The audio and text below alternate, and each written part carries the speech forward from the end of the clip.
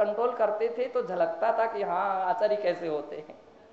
अब जैसे ही महाराज खड़े हुए तो बाहुबली महाराज तुरंत उठ करके अपने स्थान पर पहुंच गए।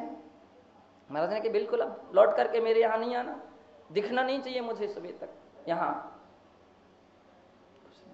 एक सेठ जी वहां पर ऐसा दृश्य देख रहे थे। यद्यपि आचार्यगण जिस समय कंट्रोल करते उस समय सबको अलग कर देते हैं, कौन व्यक्ति कैसा है पता नहीं। वो सेठ बैठा बैठा देख रहा था। प्रातः काल हुआ, शाम से ही तो रात्रि में महाराज ने सामाई की, महाराज सो गए। और बाहुबली महाराज तो जब सब चले जाते थे तब भैयावृत्ति करने महाराज की आती थी। भैयावृत्ति करना शुरू किया महाराज ने, चूंकि नींद लगी थी महाराज ने कुछ भी ध्यान नहीं दिया, भैयावृत्ति तो उनकी पूरी कर लिया। प्रातः काल विहार हुआ, आचार्य वंदना के बाद विहार हुआ तो बाहुबली साथ में हो गए। अब वो सेठ वो बार बार बोलता है बाहुबली महाराज को, अरे महाराज ने तो तुम्हें निकाल दिया था, तुमको तो संघ से बहिष्कृत कर दिया था, क्यों संग में चलता है, जाओ यहां से चले जाओ। तो बाहुबली महाराज क्या बोले, वो जब वो बार बार कह रहा था कि तुमको तो कल बोला था महाराज ने कि संघ से अलग विहार कर जाओ, बाहुबली बोले बच्चा छोटा होता है और जब कोई उससे गलती हो जाती तो माता पिता ऐसा ही कहते, घर से निकल जाओ, घर से बाहर चले जाओ। क्या बच्चा घर से बाहर चला जाता है क्या बच्चा घर से बाहर चला जाता है क्या? उन्होंने 2-3 बार उसको कहा। महाराज इतने हंस पड़े, अपने आगे पीछे कमंडल लेते लेते आगे हंसते हंसते जा रहे थे कि कहने का तात्पर्य यही है कि शिष्य कठोर भी हो, इस प्रकार से आचार्य होते हैं, और उनके अंदर में नम्रता भी ऐसी होती है कि बड़ी बड़ी गलतियां भी कभी कभी शिष्य से बन जाती हैं, और शिष्य जो है स्वीकार कर लेता, सुधार कर लेता है, तो गुरुजन क्या कर देते, उसको क्षम्य कर देते हैं, भविष्य में ऐसी गलती नहीं करना। इस प्रकार से उपकारी गुरुजन होते हैं। बंधो, जब हम अपने गुरु के पास पहुंचते हैं तो वास्तविकता में बहुत छोटे पहुंचते हैं, अनाड़ी, क्योंकि गुरु के पास कौन पहुंचता है? एक व्यक्ति ने आकर के जब एक दीक्षा होने वाली थी तो कुछ लोग आए और उन्होंने कहा, महाराज इनको क्या दीक्षा दे रहे हो, इनको तो कुछ भी नहीं आता है। तो मैंने कहा अच्छा ठीक है, आपको तो कुछ आता है, आपको कुछ आता है, आप आ जाइए। बोले मैं नहीं आ सकता। बोले अभी इनके तो छोटी उम्र है, खेलने कूदने के दिन हैं। मैंने कहा ठीक है, आपकी उम्र बड़ी है ना, आप आ जाइए। व्यक्ति प्रारंभिक दशा में आता है तो मिटा हुआ आता है, ध्यान रखना। शुरू में जब व्यक्ति आता तो मिटा हुआ आता है, शुरू में आता है तो गिरा हुआ आता है, शुरू में जब आता है तो बिना आकार के आता है, शुरू में जब आता है तो बिल्कुल बिल्कुल अनाड़ी की तरह आता है। स्कूल में प्रवेश ऐसा ही लिया जाता है, लेकिन धीरे धीरे धीरे धीरे उसके लिए आकार दिया जाता है। जब मिट्टी कुम्हार के पास आती तो कितना रुपया किलो आती है? बहुत से बहुत मन से लें, क्विंटल से लें तो 10 रुपया क्विंटल, 20 रुपया क्विंटल, इतनी आती है। लेकिन जब उसकी मूर्ति बन जाती है तो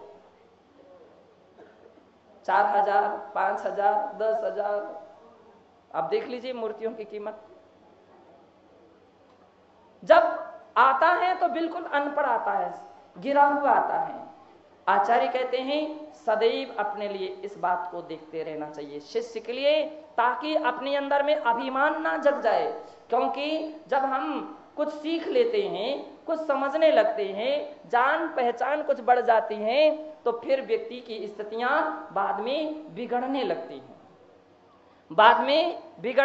हैं, पूज्य आचार्य भगवान कहते उस क्षण को देखिए कि तुम कैसे आए थे, क्या तुमको आता था, कितनी तुम्हारी पूंछ थी, कितनी तुम्हारी पूजा थी, कितना तुम्हारा सम्मान था और कितनी तुम्हारी प्रतिष्ठा थी, कितनी ज्ञान था, कितनी साधना थी, क्या संस्कार थे, उस क्षण को देखते रहना चाहिए कि हाँ, जब मैं आया था तब ऐसा आया था, और आज जो हुआ हो तो सब गुरुओं का प्रसाद है, गुरुओं की उनकी कृपा है, उनका आशीष है कि जिसके बल पर, जिनके कारण से हम लोग आज यहां तक पहुंच पाए हैं। जो शिष्य इस प्रकार सा सोचता है, विचार करता है, चिंतन करता है, वह कभी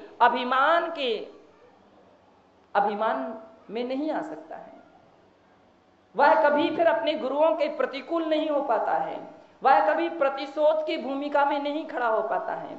सोचिए कैसे उन्होंने लालन पालन किया है, तुम्हारे गुरु ने तुम्हारा कितने कष्ट सहन किए हैं, कितनी तकलीफ सहन की है, कैसे कैसे तुम्हारी व्यवस्था बनाई है। तुम जिंदगी भर की व्यवस्थाओं को भूल गए, और एक दिन यदि कदाचित गुरु डांट दें तो तुम अपना नाटक दिखाने लगते हो। एक दिन उस समय कह देते हो हमको सहन नहीं हुआ, लेकिन सोचो कि इतने दिन तक तो तुम्हारे गुरु कितना सहन करते रहे, मां कितना मेहनत करती। एक दिन बच्चा कुछ गड़बड़ कर, मां कुछ से गड़बड़ हो जाए, बच्चा मां के ऊपर आग बबूला हो जाता है, लेकिन ये नहीं सोचा है कि तुम्हारी मां ने कि तुम्हारा कितना कष्ट सहन किया, कैसे लालन पालन किया है, माता पिता ने किस तरह से तुमको पढ़ाने का प्रयास किया है। बंधो, आचार्य भक्ति का दिन है। जब भक्ति में उतरते हैं तो गुरु के प्रति न जाने कैसे कैसे भावना होती है। गुरु बहुत हमारे महान होते हैं कि जिन्होंने हमको इस सांचे में ढाला है। जो कुछ भी उपलब्धियां होती सब गुरुओं की उपलब्धियां होती हैं। वे संग्रह और निग्रह में कुशल होते हैं। निग्रह का अर्थ है प्रायश्चित देना, कठोर दंड देना, और दंड देकर के उसको लाइन पर लगाना, ये भी गुरु का प्रेम ही है।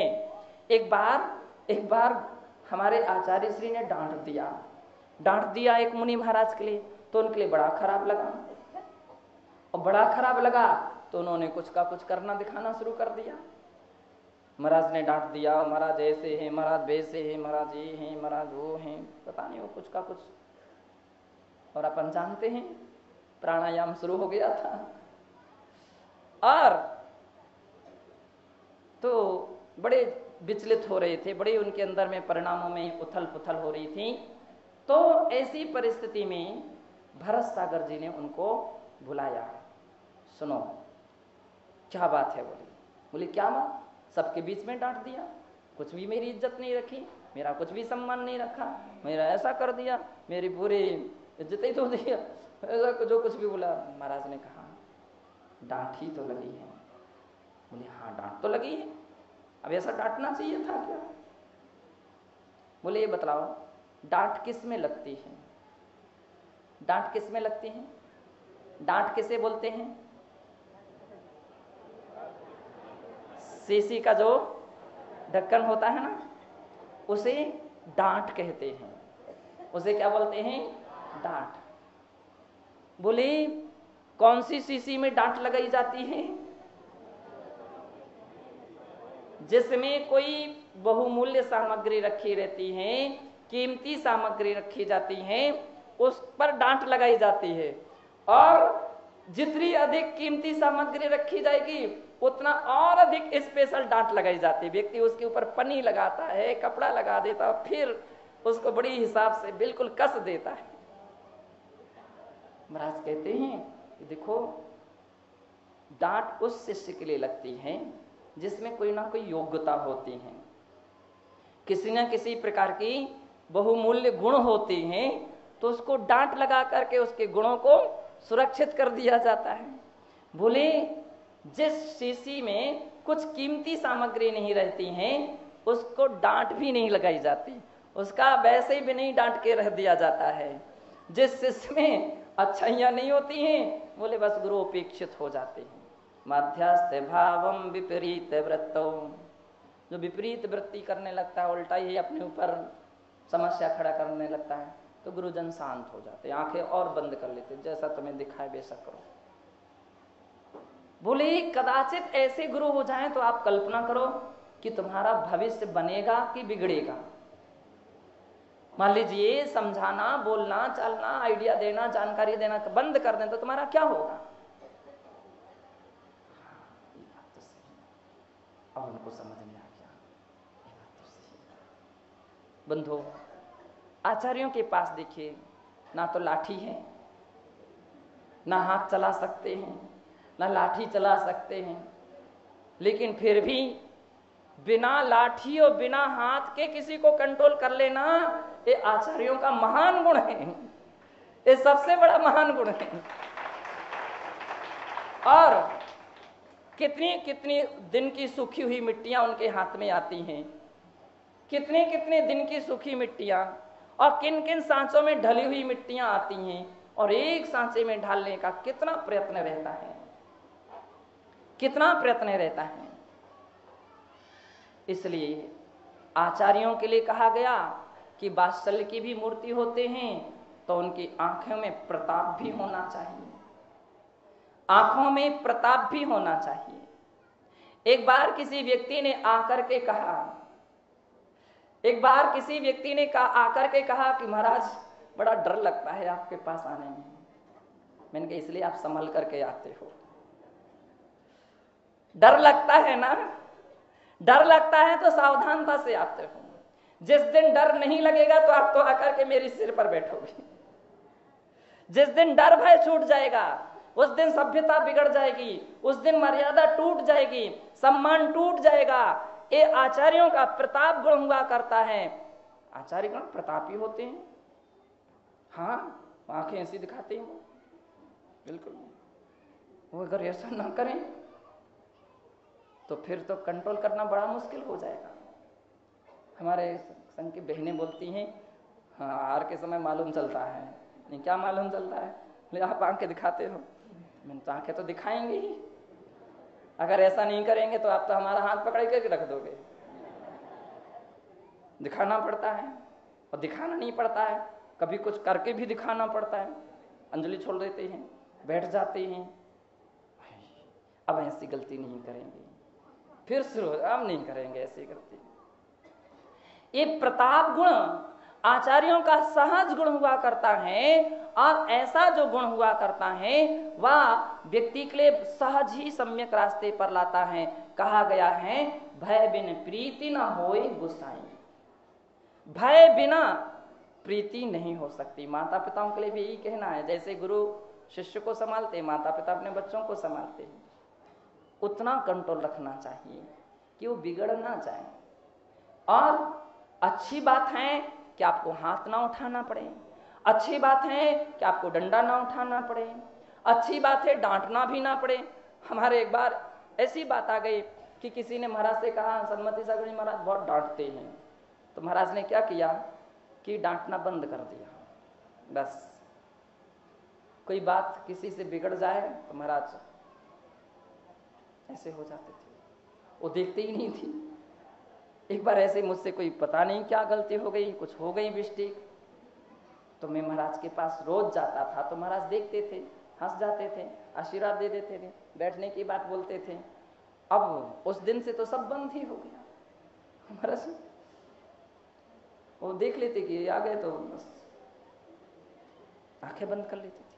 मुझे बड़ी घबराहट होती थी। उनका आंख बंद करना यानी मुझे तो एक तीर जैसा लगता था, चोट लगती थी कि मतलब मैं जाता हूं हमारा जाके, और मैं नमस्ते कर, नमस्ते महाराज, नमस्ते महाराज, भी कुछ नहीं, और जाप करने लगते थे। मुझे और बड़ी चोट लगती थी। मैं ईश्वर महाराज का मुख देख लेता था कि महाराज ईश्वर मुख है, तो मैं ईश्वर जाकर के नमस्कार करता था, तो महाराज ऐसे हो जाते थे। जब मैं ईश्वर जाता था तो महाराज, तो मैं बहुत एक दिन घबरा गया। तो मैं अंत में जाकर के मैं महाराज के पास पहुंचा, और उस वक्त पहुंचा जिस समय सामायिक महाराज कर रहे थे।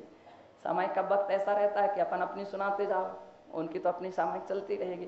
मैं सब सुनाने बैठ गया। मैंने कि महाराज श्री मुझसे क्या गलती हो गई, आपका ऐसा सब हमको तो समझ में नहीं आता है, और ये तो मुझको बहुत दुख होता है बड़ी चोट लगती है, आप बतला दो देव कम से कम, जो कुछ दंड देना वो मुझे दंड दे दीजिए, लेकिन मेरी गलती बतला दीजिए। ना कुछ भी नहीं। अंत में जाकर के हमने कहा क्या किया जाए, तो मेरी सामायिक भी उसी प्रकार से होती, वही सब बातें घूमती रहती, क्या मेरे से मिस्टेक हो गई, क्या बिगड़ गया। मैं पूरी सामायिक इसी प्रकार से करता था कि शायद कोई वस्तु हमने किसी से बिना पूछे ले ली, कि दे दी, कि कुछ काम कर लिया, टाइम टेबल में लेट हो गया, सब मैं महाराज से बोलता था। और कुछ भी हमको थोड़ा बहुत नज़र आ भी जाए तो मैं वो सब बातें बतलाता था महाराज से। शायद मैंने उस दिन वो पुस्तक महाराज से ले ली थी, मैंने अमुक वस्तु किसी को दे दी थी, ये काम ऐसे कर लिया था, ये काम ऐसे कर लिया था, उस दिन शायद लेट हो गया था, शायद उस दिन आपके साथ आने में भी मुझको विलम्ब हो गया था, क्लास में देरी हो गई थी। जो भी हमको याद आता था सारी की सारी कहानी से सुना जाता, लेकिन सुनते तो बड़े ध्यान से थे महाराज, आंखें बंद किए रहेंगे लेकिन बड़े ही ध्यान से सुनते रहते थे। तो अंत में जाकर के एक बार कोई ऐसी बात करते करते महाराज मुस्कुरा गए। मैंने कही काम हो गया अपना अपना काम पूरा हो गया। और अंध घोटक जो न्याय होती है, अंध घोटक न्याय का अर्थ ये होता है कि वैद्य जो था वो कहीं बाहर चला गया और एक व्यक्ति का घोड़ा आंखों से अंधा हो गया, वो घोड़ा लेकर के वैद्य के घर आता है, तो वैद्य तो नहीं था, वैद्य का लड़का जरूर था। तो उस व्यक्ति ने कहा, किसान ने, भैया मेरा घोड़े के आंख खराब हो गई, कोई औषधि लगाओ, कोई प्रयोग करो। बोले वैद्य जी तो है नहीं। बोले अब क्या करें, कब आएंगे? बोले 3 दिन। बोले 3 दिन में तो हमारी क्या हालत हो जाएगी, रोजी रोटी कुछ भी नहीं चलेगा, परिवार का कैसे पालन होगा, तू तो जो भी दवाई है लगा दे, जो पैसा लेना हो सो ले ले। तो लड़के ने क्या किया, हम तो जानते नहीं है, एक एक दवा लगाते हैं, जो दवा लग जाए तो ठीक है, उससे अगर ठीक हो जाए तो उसने एक एक दवा लगाना शुरू किया। एक दवा से ठीक नहीं हुआ तो दूसरी दवा, दूसरी से ठीक नहीं हुआ तो तीसरी, तीसरी से नहीं तो चौथी, अंत में एक दवा ऐसी लग गई कि उससे उसकी आंखें ठीक हो गई। इसलिए न्याय की भाषा में इसे अंध घोटक न्याय कहते हैं। पूज्य आचार्य श्री के सामने जब ये अंध घोटक न्याय सार्थक हुई, मैंने कि महाराज तब समझ में आ गया मुझसे ये गलती हुई। तो मैंने कहा कि गलती आप पहले से बतला देते तो मेरे 2-3 दिन जो भी खराब हुए। बोले खराब कहाँ हुए, कौन से खराब हुए? बोले यानी कि महाराज पूरा सामायिक इसी में चली, स्वाध्याय भी इसी में हुआ, आहार भी इसी प्रकार से हुआ, सब तो इसी में हुआ। बोले यही तो तपस्या है, यही तो तपस्या है। यदि गलती में बतला देता तो एक ही गलती का सुधार होता, जो तुमने 10 गलतियां सुना दी हैं वे तो अधूरी की अधूरी ऐसी ही रह जाती। अच्छा रहा। तो बंधु, कहने का तात्पर्य है पूज्य गुरुजन जो रहते हैं वो ऐसे अपन को कठोर दिखते, लेकिन कभी उनसे घबराना नहीं चाहिए। और गुरु भक्ति का अर्थ है श्रद्धा। अपना श्रद्धा का दीपक इतना कच्चा नहीं होना चाहिए, श्रद्धा का दीपक इतना कच्चा नहीं होना चाहिए कि कोई फूंके और अपन बुझ जाए, कोई फूंके और अपन बुझ जाएं। इतने कच्चे नहीं होना चाहिए कि पानी पड़े और घड़ा पिघल जाए, इतने कच्चे नहीं होना चाहिए। जिनके लिए हमने अपना सारा जीवन सौंपा है तो अपनी श्रद्धा भी ठोस और मजबूत करना चाहिए, और इतनी मजबूत होना चाहिए जैसे कि चंद्रगुप्त की श्रद्धा थी। हमारे यहाँ चंद्रगुप्त नाम के अंतिम सम्राट हुए जिन्होंने आचार्य भद्रबाहु मुनि महाराज से दीक्षा ली थी। और आपके लिए पता है, जब आप श्रवणबेलगोला की यात्रा, मैं आपके चरणों को छोड़ करके नहीं जाऊंगा, ये मेरा व्रत है, ये मेरी प्रतिज्ञा है। और वीर पुरुष प्राण दे देते हैं लेकिन प्रतिज्ञा को नहीं तोड़ते हैं। मैंने ये प्रतिज्ञा ले ही चुकी है, गुरुदेव मेरी प्रतिज्ञा को भग्न मत कीजिए। अब प्रतिज्ञा और व्रत की जब बात आ जाती तो आचार्यगण मौन हो जाते, अब इसके आगे कुछ नहीं कह सकते हैं। जैसा भी उचित समझे वैसा कीजिए, भद्रबाहु ने कहा। लेकिन इस बात का ध्यान दीजिए, पूरी दूर दराज तक कोई समाज नहीं है यहाँ, आज तो अपन को कुछ वहां पर स्थान दिख रहे हैं, उस समय कोई नहीं था, एक भी घर नहीं था, जंगल था, घना जंगल था। चंद्रगुप्त इस बात को भी देखो कि यहाँ पूरा घना जंगल है, जानवर पशु यहाँ विचरण करते हैं, समाज श्रावक नहीं, दूर दूर तक नहीं है। तुम्हारे संयम की आराधना बिना शरीर के स्वस्थ रहे और शरीर भी बिना आहार के कब तक रहेगा? गुरुदेव, साधक शरीर को नहीं आत्मा को देखता है, ऐसा आपने मुझे पाठ पढ़ाया है। भद्रबाहु फिर शांत हो जाते हैं और चंद्रगुप्त जो हैं दूसरे दिन गुरुदेव के चरणों में अपनी नित्य की क्रियाएं करते हैं।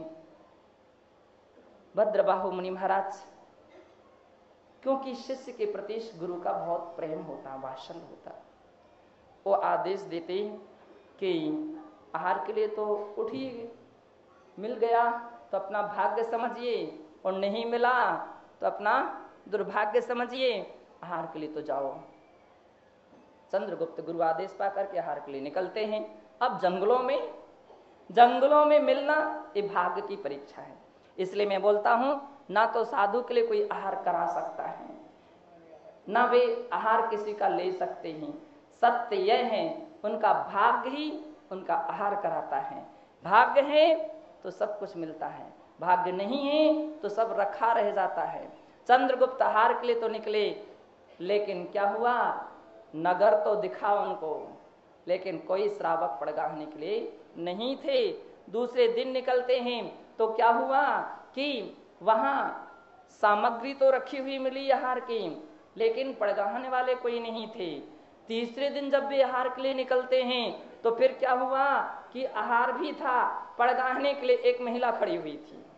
एक महिला जहां पर रहती हैं, संत उस घर में नहीं जाते हैं, और संतों के पास एक महिला आ जाए तो संत मौन हो जाते हैं और बात नहीं करते हैं। यानी कम से कम महिलाएं 2 होना चाहिए, और अथवा साधु 2 होना चाहिए, ऐसा स्थान होना चाहिए। महाराज चंद्रगुप्त विद्वान थे तो उन्होंने उस जगह पड़ गए नहीं। वो महिला तो पड़गा रही थी, हे स्वामी नमोस्तु नमोस्तु नमोस्तु कह रही थी, महाराज नहीं पड़ गए। परिणाम ये निकला कि 3-4 दिन उपवास हो गए। चौथे दिन महाराज ने प्रतिदिन की चर्चा वे भद्रबाहु महाराज को सुना देते।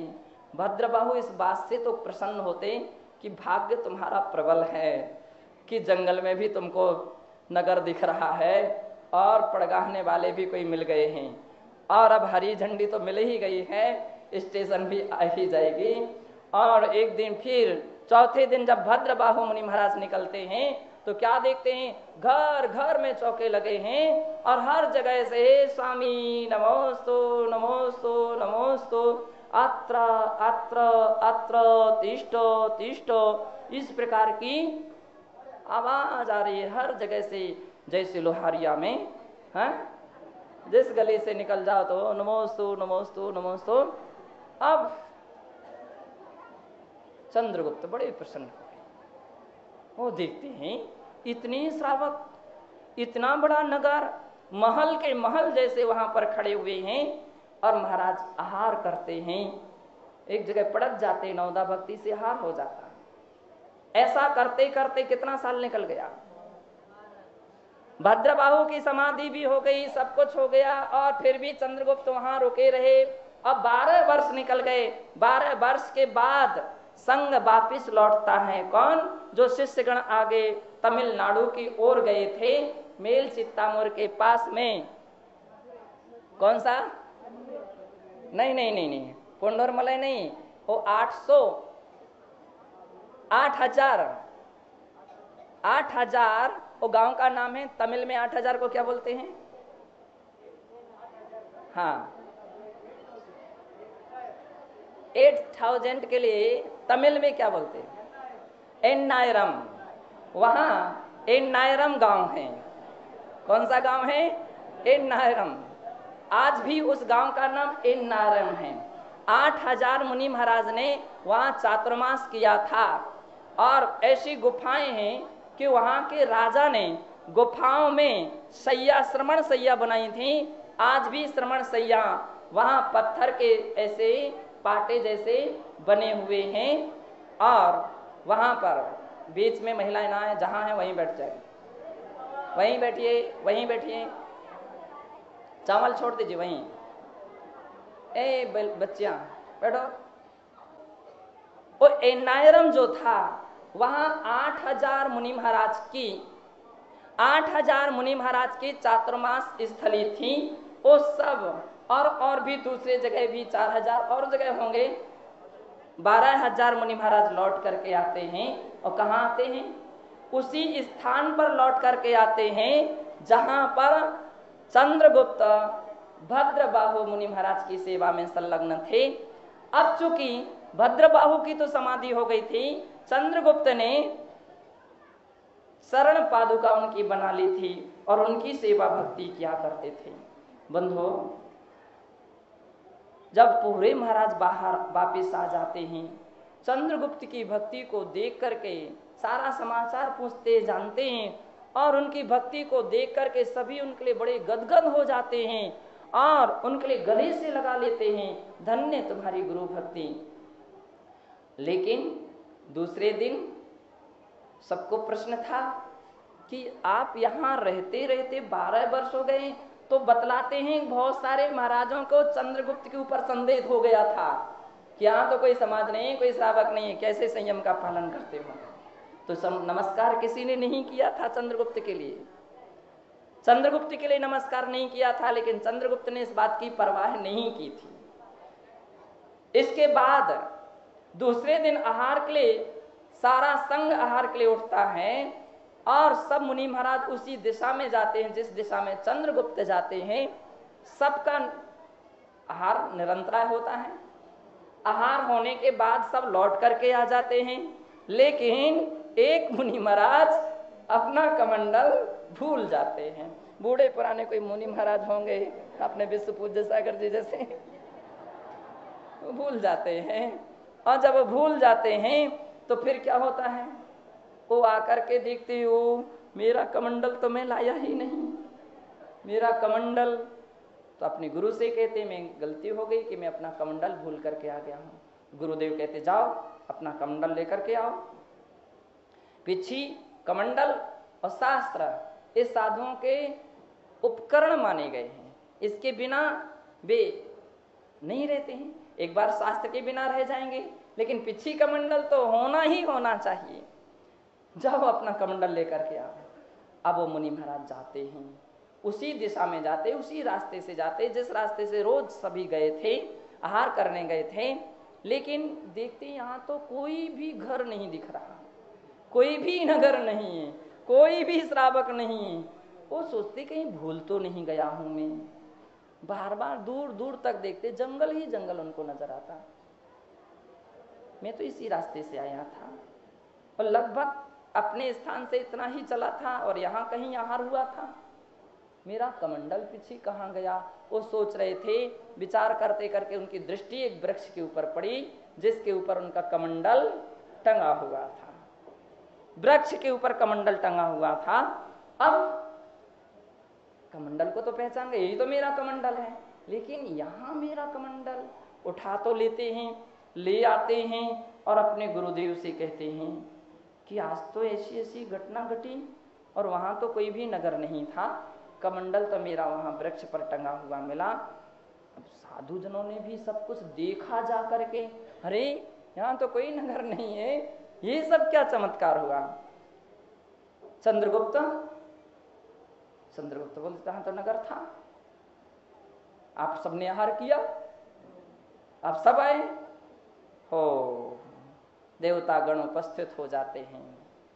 चंद्रगुप्त की गुरु भक्ति के प्रभाव से हम लोगों ने चंद्रगुप्त की ऐसी सेवा की और 12 वर्ष तक उनकी सेवा इस प्रकार से हम लोग करते रहे।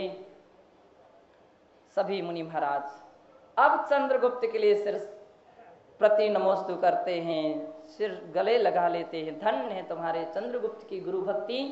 स्वर्ग में उनकी प्रशंसा थी कि ऐसे चंद्रगुप्त की गुरु भक्ति हुआ करते हैं। बंधो, हम लोग क्या गुरु की भक्ति कह सकते हैं, कर सकते हैं, खाली बात करते हैं, लेकिन भक्ति थी तो एक चंद्रगुप्त की भक्ति थी। और उसको देख करके हम आज के दिन उन्हें बार बार नमस्कार करते हैं। आचार्य भक्ति की तो चंद्रगुप्त ने की, और ऐसी भक्ति हे भगवान हम सबके जीवन में प्राप्त हो, क्योंकि ये भक्ति गुरु भक्ति संजमेण ये तरंती संसार शायरम घोरम छिन्नन्ति अठ्ठकम्मम जम्मण मरणम न पाविंती।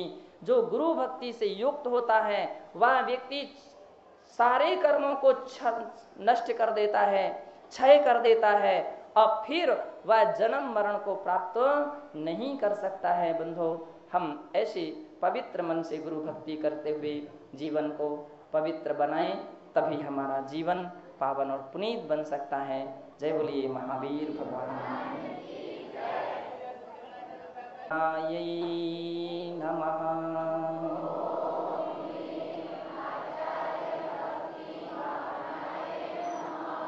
ओम ह्रीं आचार्य भक्ति भावनायै नमः।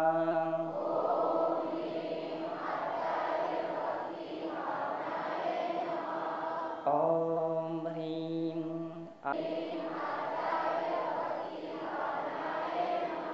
जय बोलिए 16 कारण महापर्व की।